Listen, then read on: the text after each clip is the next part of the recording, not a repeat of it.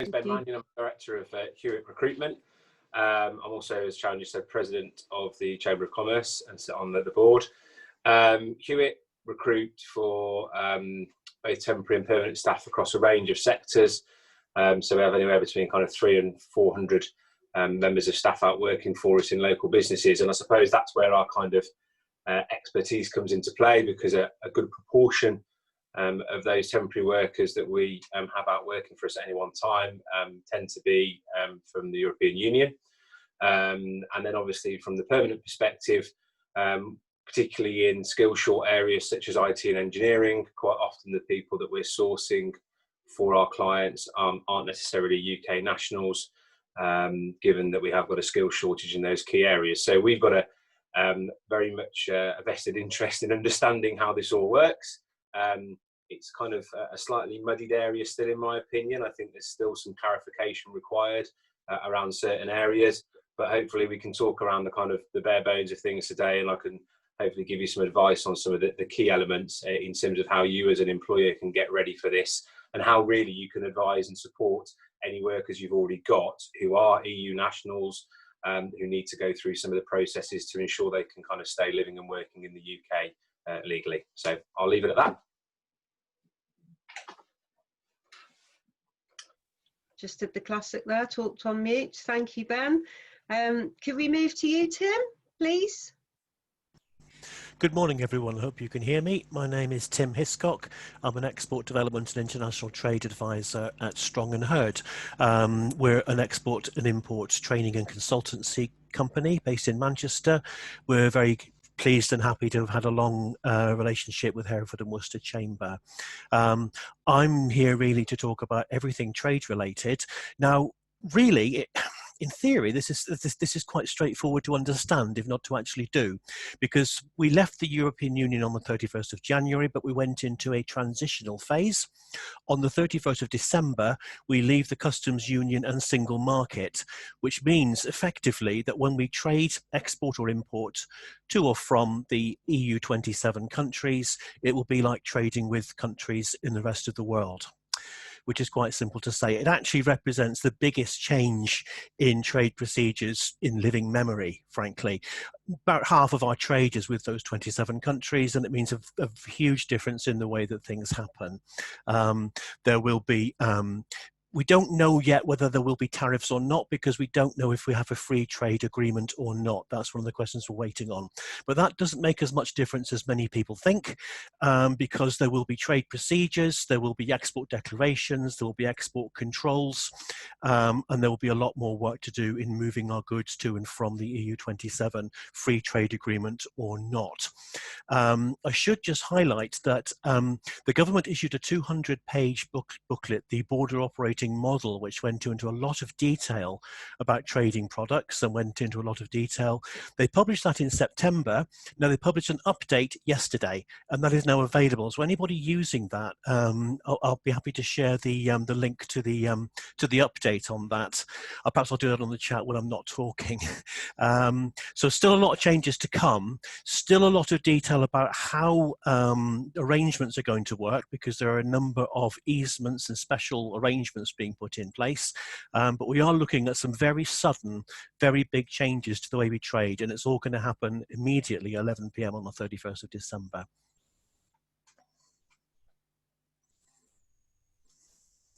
Thank you, Tim. That's great. And yeah, if you could put any relevant links in, that would be really helpful, I'm sure, to everyone. So thank you, and over to Wendy.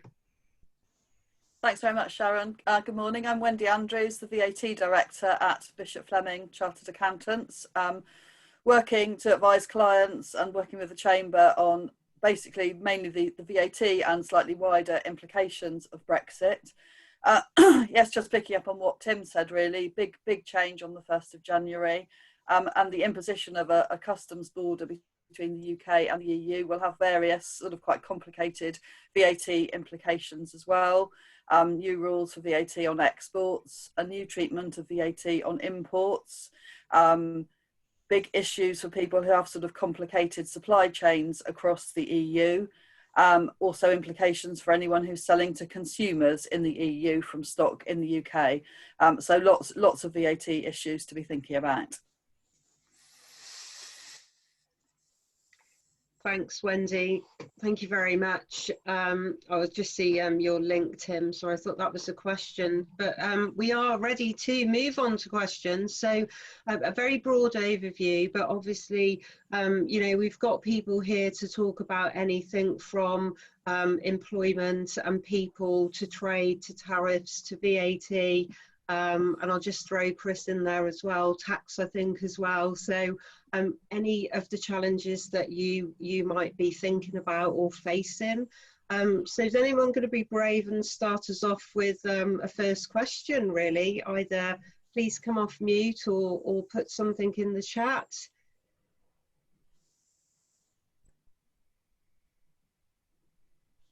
I can ask one. Thank you. I'll go brave. Thanks, Steve. Okay, so we're about to launch a new sort of software as a service product. That would make us a data processor under GDPR. And we've been advised by our UK lawyers to run that whole service out of our European subsidiary because of the lack of an adequacy agreement between EU and the UK on GDPR. You know, what's the panel's opinion on that sort of decision?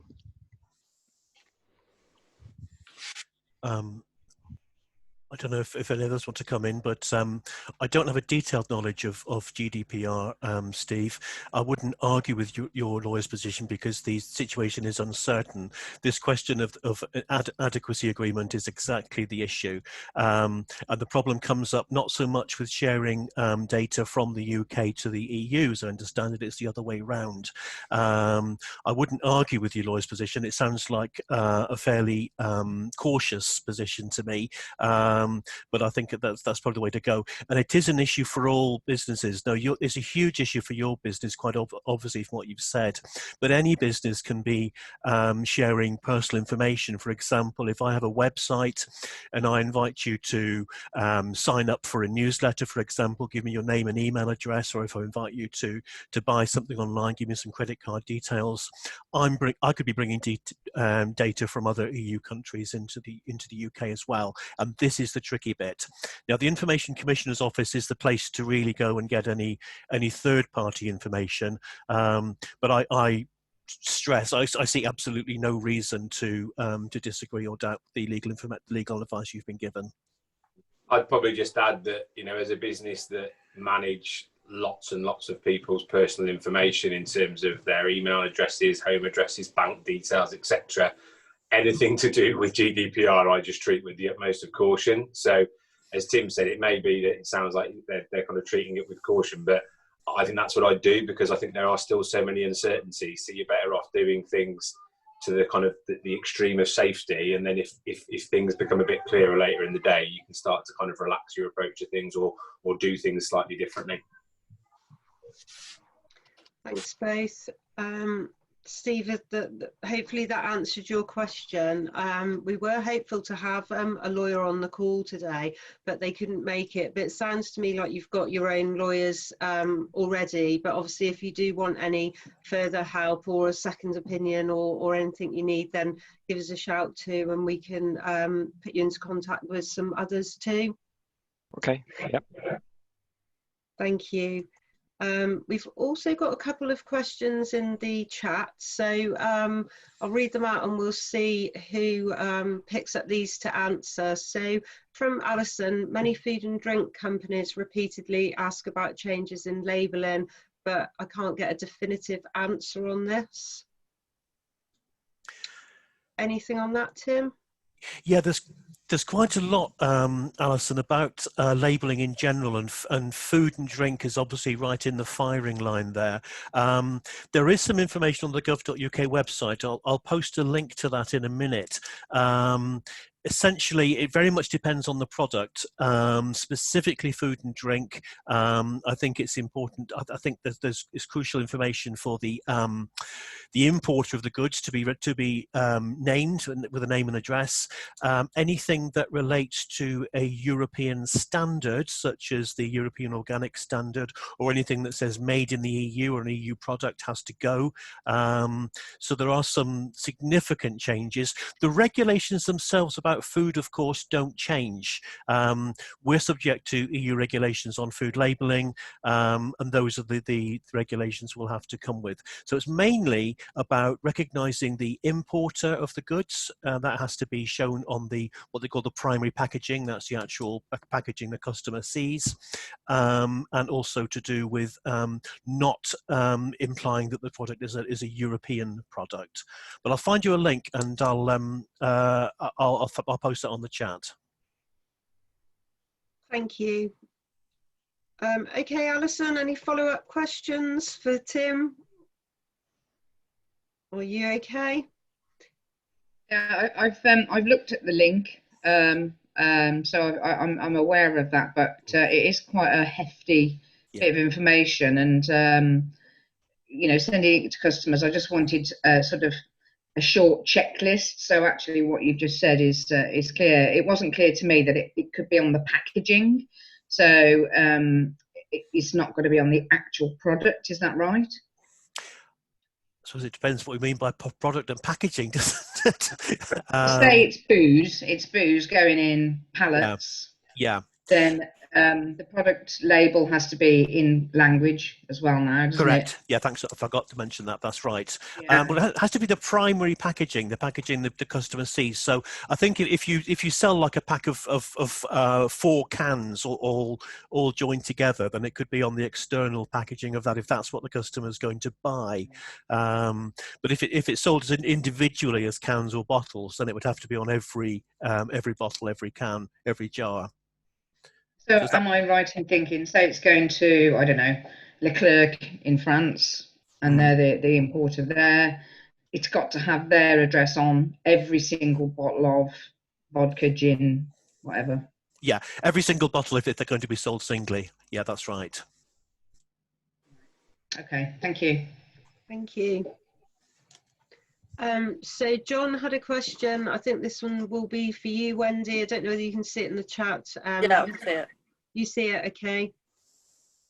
Yeah, so it's just a question about VAT on services. As a general rule, VAT on services is much more straightforward than VAT on goods, because services by their nature don't need to pass through customs barriers or anything.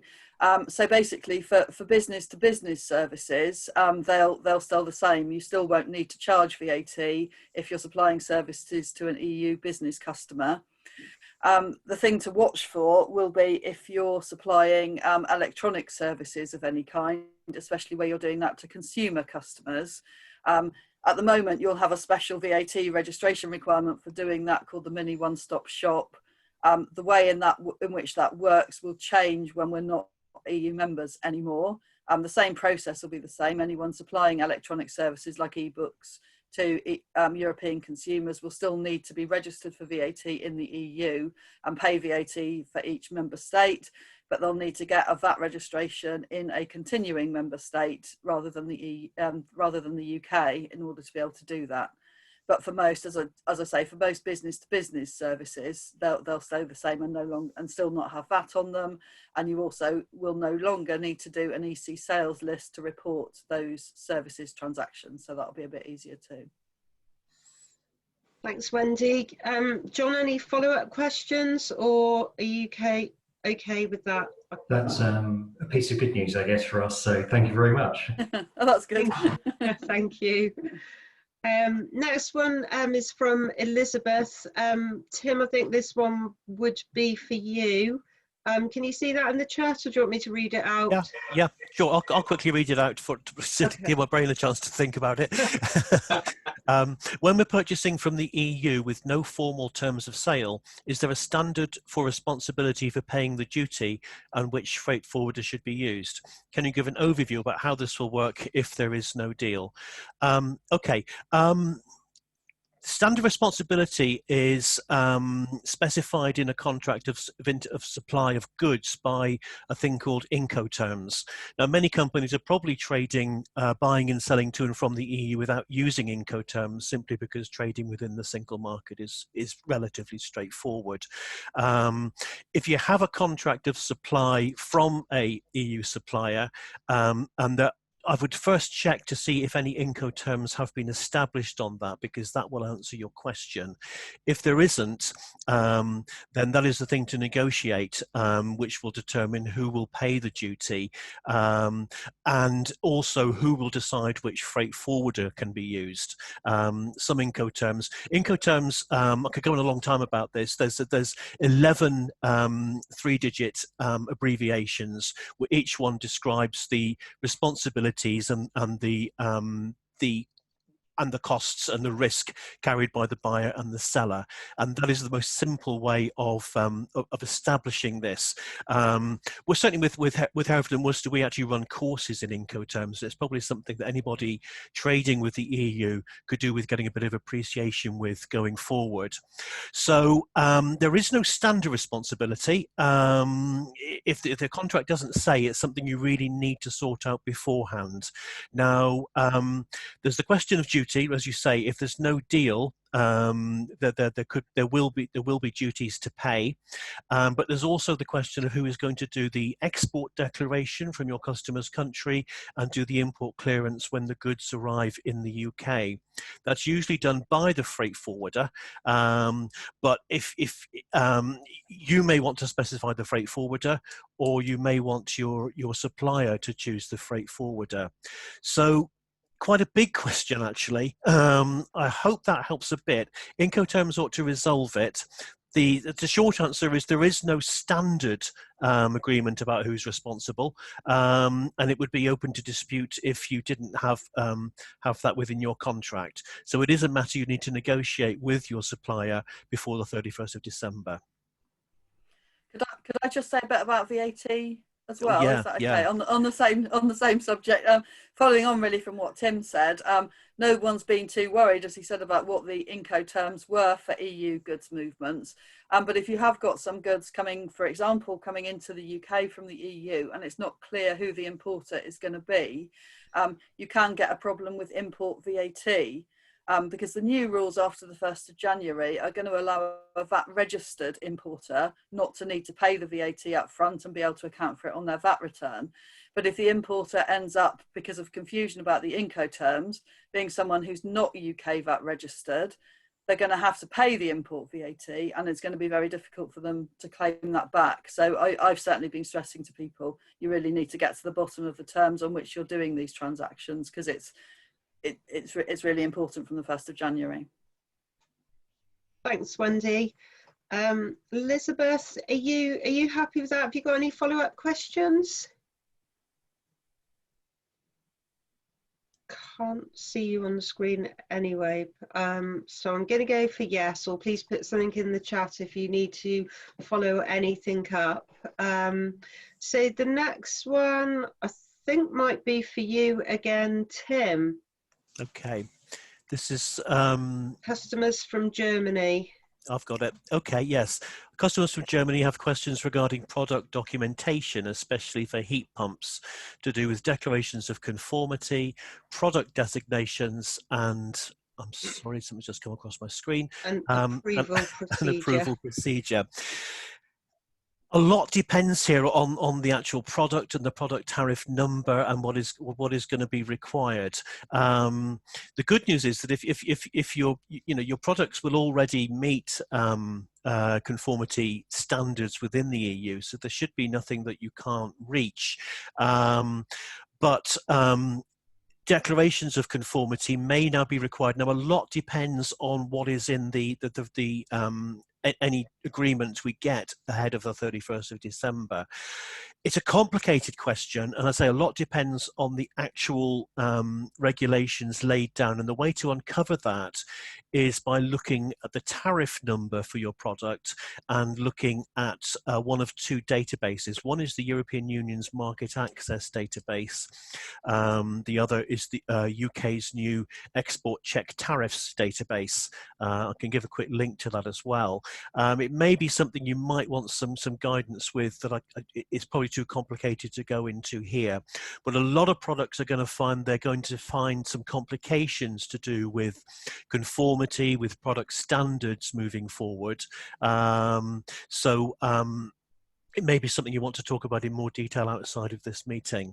But I'll send you a link which will show you where you can find the information. What I need to really sort of drill that down is the actual tariff number for the pumps that you're providing. Thanks, Tim. So questions coming thick and fast now in the chat. If it's all right for everyone, I'll carry on reading them out or trying to pass them on to whoever I think is relevant, but please jump in at any point. So as a manufacturer and an importer and an exporter in and out of Europe, is IPR a suitable special procedure if there's a no deal? I'm going to go Tim again there, or possibly Wendy, who'll probably shake her head at me. Is it you, Tim? Oh, Tim, you're on mute if you wanted to jump in. Sorry about that. I was just looking for that link. Okay, let's have a look at this. Manufacturer, importer and exporter in and out of Europe, is IPR a suitable special procedure if there is no deal? Very likely yes. A lot depends on the duty. IPR is inward processing relief. It's a system to help exporters who are importing products, materials or components which they then process or put into their own product for re-export. And it's a way to avoid paying the duty on goods which are going to be re-exported, or either to just suspend it until the goods are released into the home market. Potentially, it is a suitable special procedure. It does take quite a while to get established. You need approval from Customs and Excise to be registered for IPR.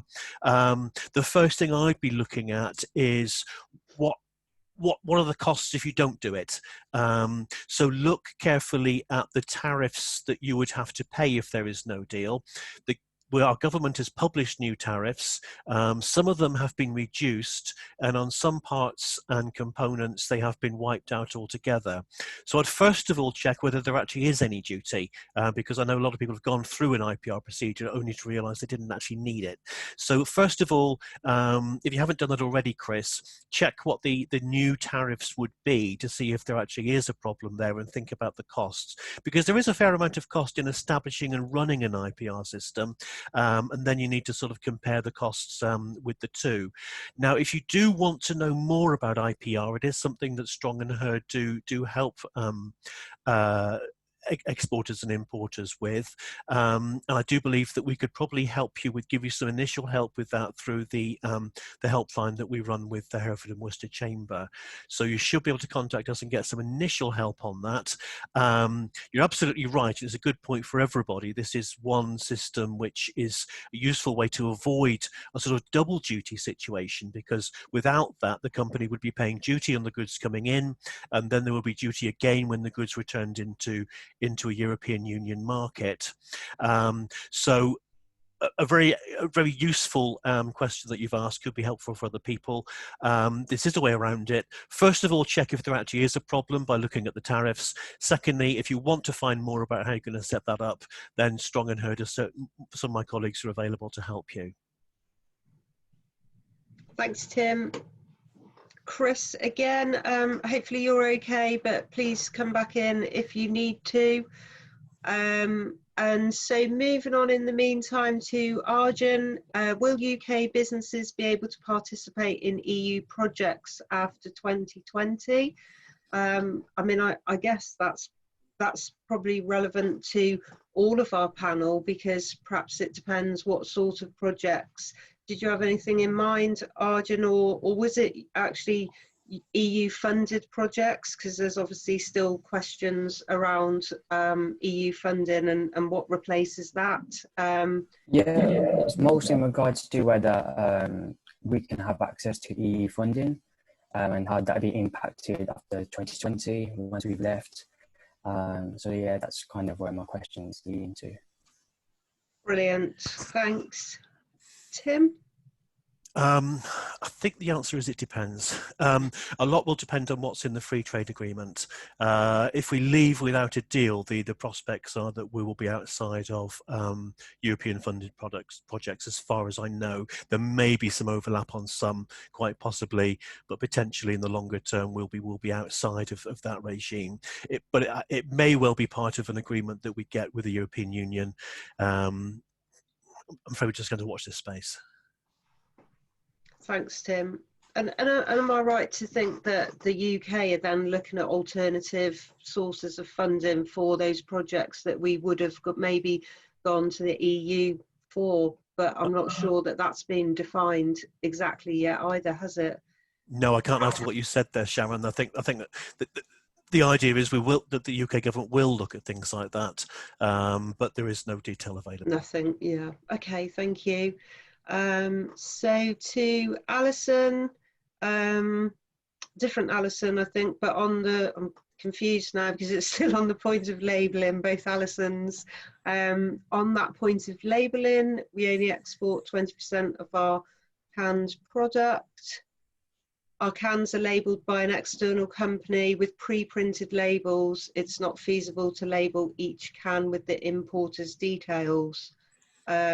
Although the project will eventually end up with an individual customer, we are only selling to a wholesaler in cases of 24 who then sells on to a retailer. So are we supposed to have the importer's details on the can? Let's have a look. Yeah, okay, so you only export a minority of your product. Your cans are labelled externally. Your product will end up with an individual customer.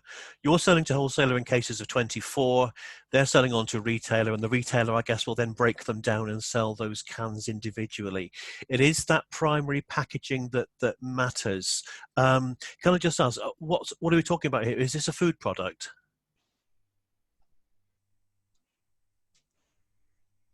Tim, can I just interject on that? This is the other Alison Avery, not Alison Evans. One of the food and drink leads in London, DIT, has given advice that the importer, in this case, say like a wholesaler, can relabel. Absolutely. Yeah, thanks for that. So I was going to come on to that. There's no problem in actually bringing the goods into a European country without that label. The labelling can be done in country, but it is a requirement. Now, we can beat ourselves up on this quite a lot. I would think really you could just do nothing here. And you could just leave it for the importer to comply with the rules because they're the one that's going to carry the responsibility. But if you want to be really, excuse me, really responsible, then you could perhaps point that out. But as you say, it's not feasible to label each can with the importer's details. Then I think Alison is right that you could pass that responsibility on to the importer themselves, and they will do it. Thank you. Thank you. Alison, did you want to come in on what the cans product was, or are you okay with the answer anyway? Sorry, it's beer. Sorry, my microphone's not very good. Okay. Beer, Tim. So I think, is your answer still the same? Yeah, I was assuming it was some sort of food or drink product. Okay. Yeah. Thank you. Right, I'm deciding not to read Matthew's out. That's very long. I'm just going to have a quick skim through it and see. I think we're talking about you again, Tim. Sorry, we'll let you have a drink in a minute.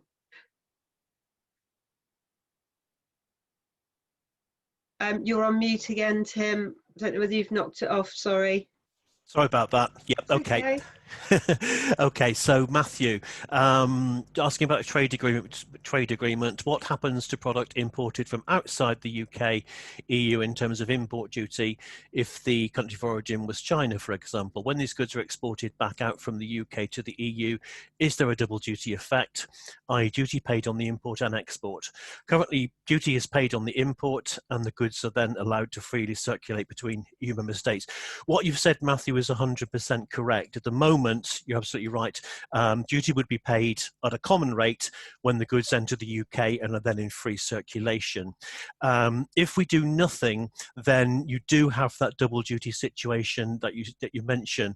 If there is no if there's a free trade agreement or not, because free trade agreements are dependent on origin. So if we're importing a product from another country, say China, and if we're not processing that product in any way, there is no question that the origin of that product remains China. And even if we have a free trade agreement, then duties would be charged when we re-export that product to an EU country.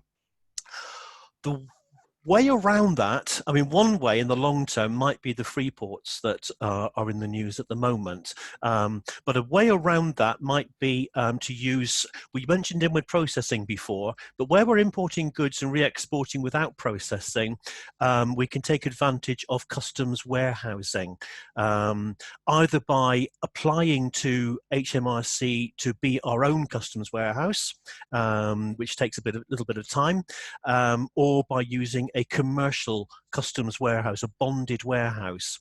What this effectively means is that when the goods arrive from China, they don't legally enter the UK. And if they are then re-exported to an EU country, it is as if they had come directly from China. They'd still pay the duty as they would before, but that's a way to avoid that double duty situation. So customs warehousing might be a way around it. And as I say, there are two options there. You can operate your own customs warehouse, which means going through an application process with Hmrc, or there are commercial customs warehouses, usually specialized ones for certain types of goods, and they will do that service for you, obviously at a charge. Again, like I said on the previous question about IPR, the obvious first question is, what are the duties? What is the duty jeopardy here? And to check, I just posted a link to the 2021 import tariffs for goods coming into the UK. Some of these have changed, so it's as well to check that there actually is a problem here before you start looking for a solution. I hope that's clear, Matthew. Yeah, really good, thanks. Thank you.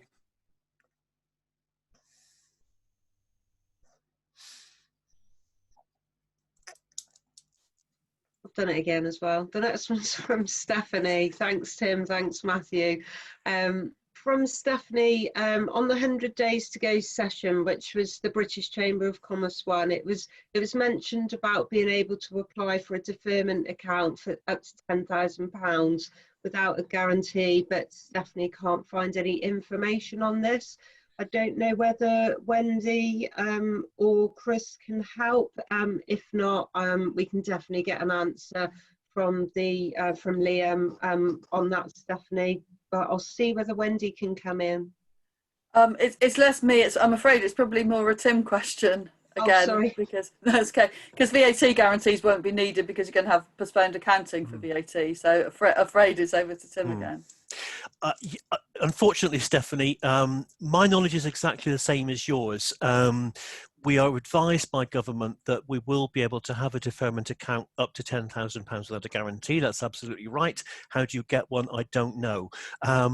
However, there was a lot of information yesterday. My colleagues were involved in a joint meeting with a group called the JCCC, and I think there may have been some information hot off the press about that. Perhaps if anything has come up hot off the press, perhaps I can share that back via the chamber. But as it stood 24 hours ago, my information was the same as yours. This is going to be available, but we don't know how to get it. Thanks, Tim. Yeah, we can definitely share anything. And I think the 75-day one, I'm not sure if we've put that link in, but I've got a feeling it's next week. Well, you said it was 84 days, so whatever that is, nine days away, something like that. It's next Friday. next Friday, so there might be more information on that as well. So one of those options, Stephanie, if that's okay with you. Oh, it's just a message from Olivia. Rules on wooden pallets. Is that you again? That's got to be you, Tim, I think. Yeah. Thank you.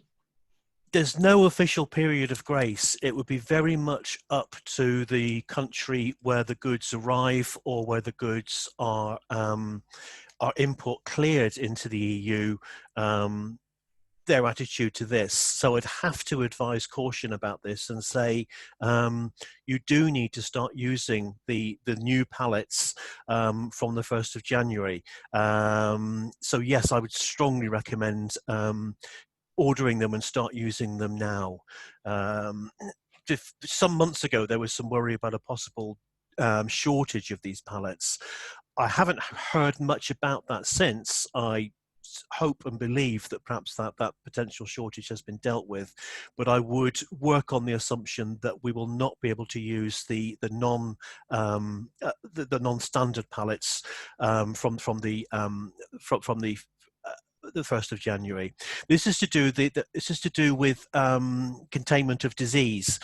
All goods that come into the EU have to use approved pallets. I can't from memory remember the ISO code for this, but we don't have to do that because we're currently trading internally within the customs union, so our movement of goods don't count. But it's one of those things, as soon as we're outside of that club, outside of that customs union, then our goods are coming from a third country, and therefore they have to comply with the pallet requirements.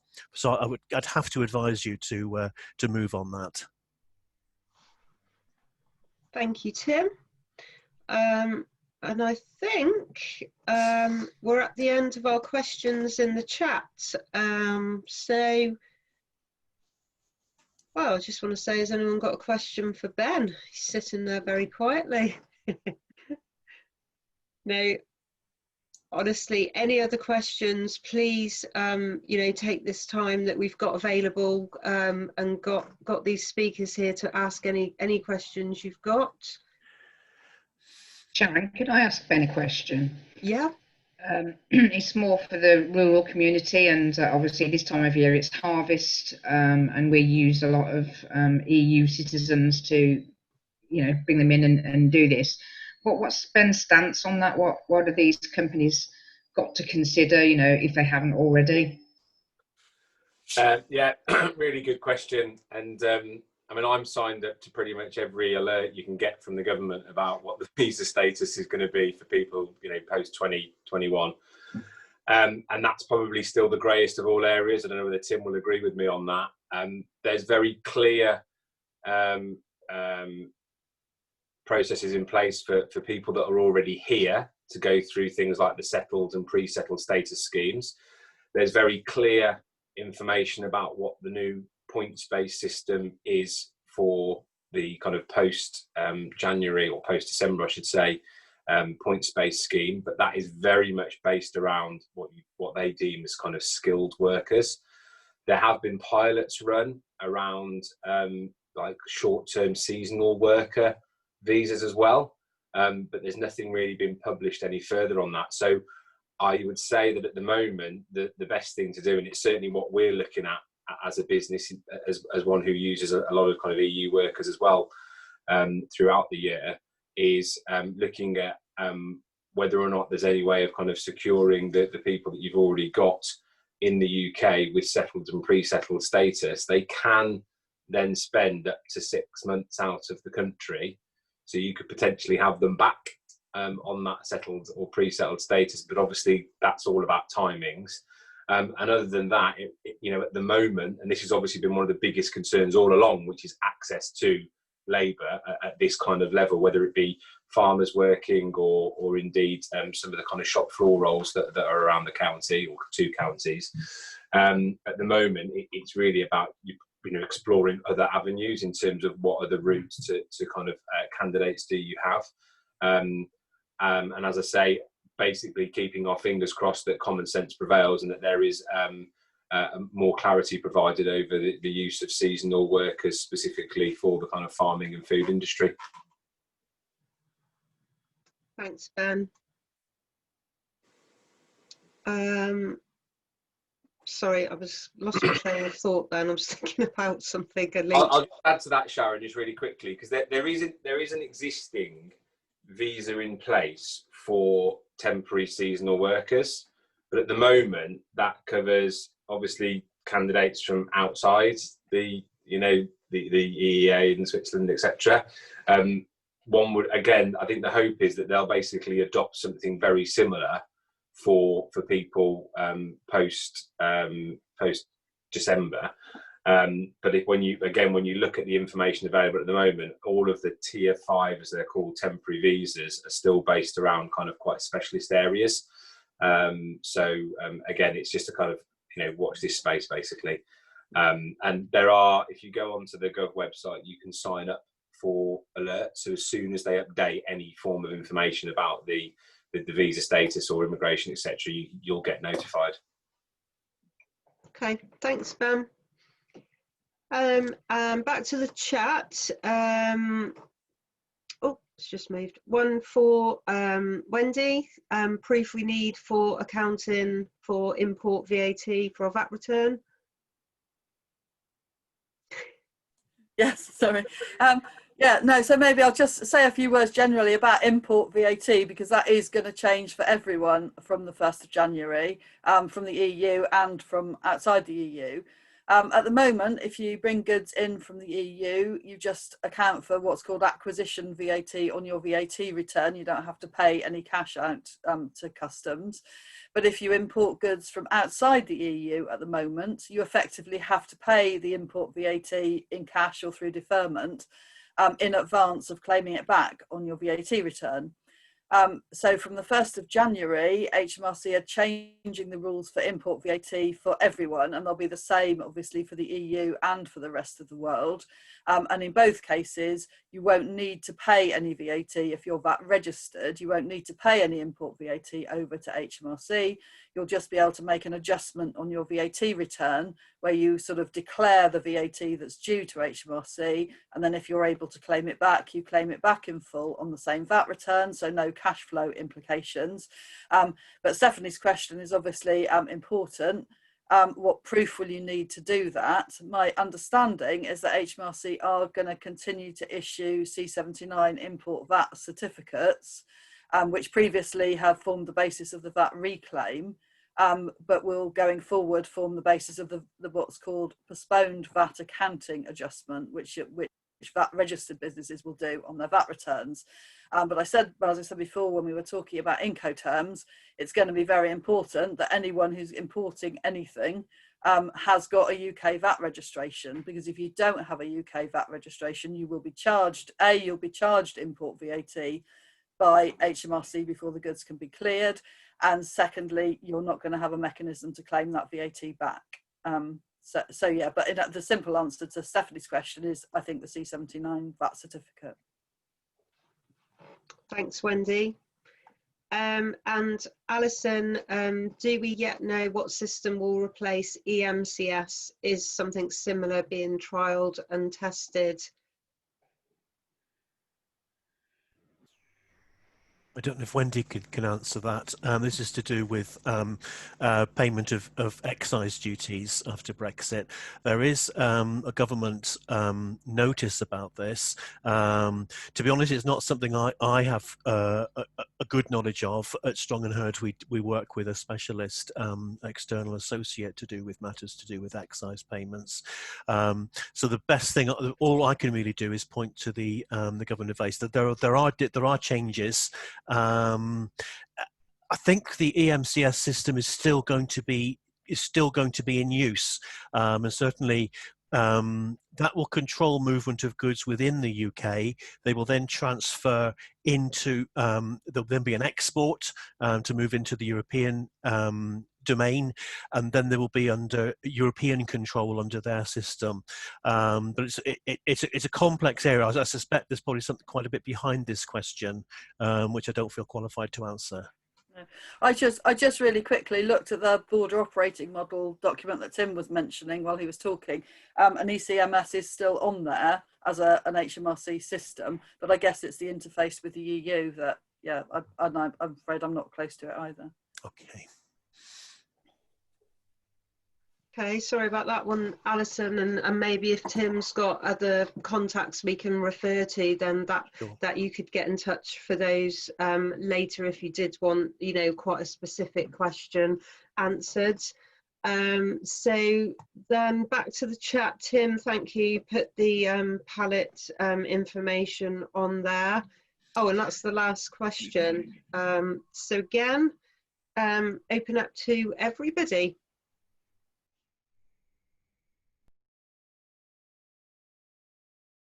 Could I ask another question, Sharon? This one's for Wendy.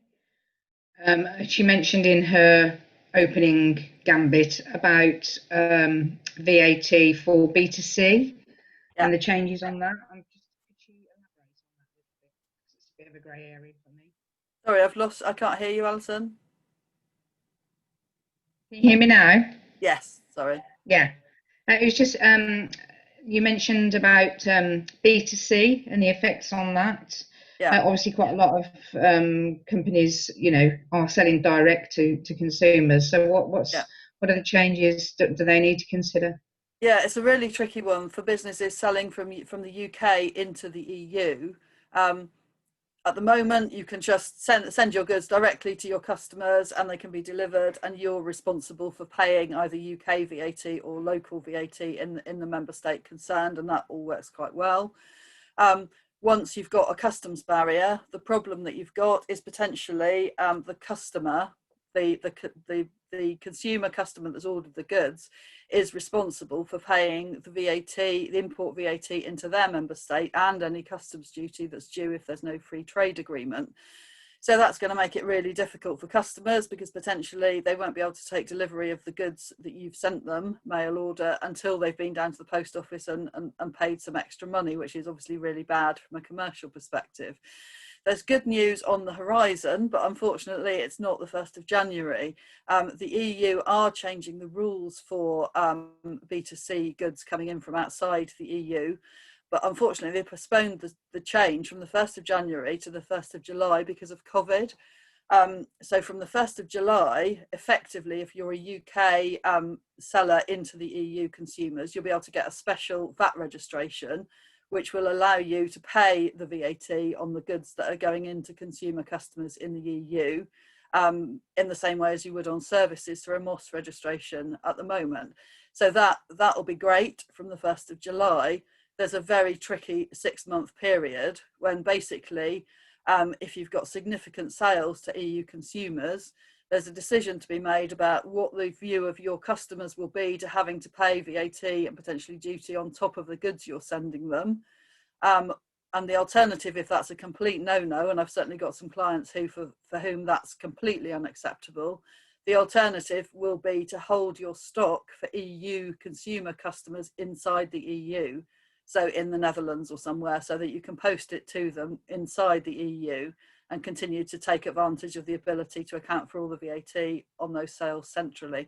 So it is it's a really complicated picture, as I say, with a really tricky 6-month period to navigate through.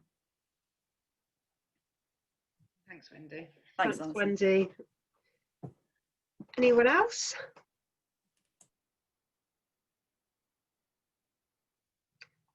No last questions from anyone? Anyone got any thoughts or comments they want to share? You're very quiet today, quiet Friday group. Otherwise, you know, certainly let you all go and make use of the half an hour, but if there's anything final, well, we've got everybody here, you're more than welcome to ask.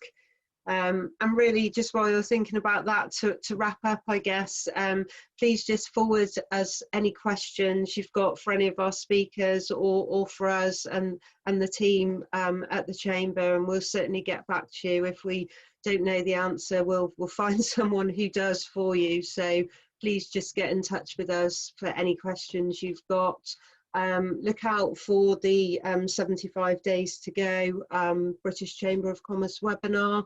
Look out for those free training opportunities, and I can see Faye on the call, so contact Faye. I'm sure you've all got her emails, or contact Liv if you haven't. Yeah, just get in touch with us, because we're really conscious about the number of days there are to go, and even just listening today, it's definitely a hugely large and complicated area, isn't it, with all of the things to consider. So that said, last chance, last call, last orders. Is there any last question? I've got something to add, Sharon. Sorry, Yeah, no, I'm sure. dominating all the time, do. But going back to the funding question, if any of the businesses on the call work with an international trade advisor, for some sectors, there will be some European funding available to help with international projects, probably by the end of November, and it will go into 2022, I believe. Is that correct, Mark? I think you're on the line. So it's a couple of years. So there will be some funding to help with international projects. So if you do want to get in touch with the department and or your international trade advisor, we can help you with that. Thanks, Alison. And for those who don't know Alison, she's the Department of International Trade advisor working at the Chamber, so you can contact her if you don't have her details, we can certainly send them on too. So any last questions? And if not, can I thank our panel of speakers today, because you've been really, really helpful. Thanks so much, everyone, for attending and your questions too. And obviously for my team for putting the event on. Thank you very much, and have a lovely weekend, everyone. Bye. Thanks, guys. Thank you. Bye. Bye then. Thank you, everyone. Sharon, oh, she's gone.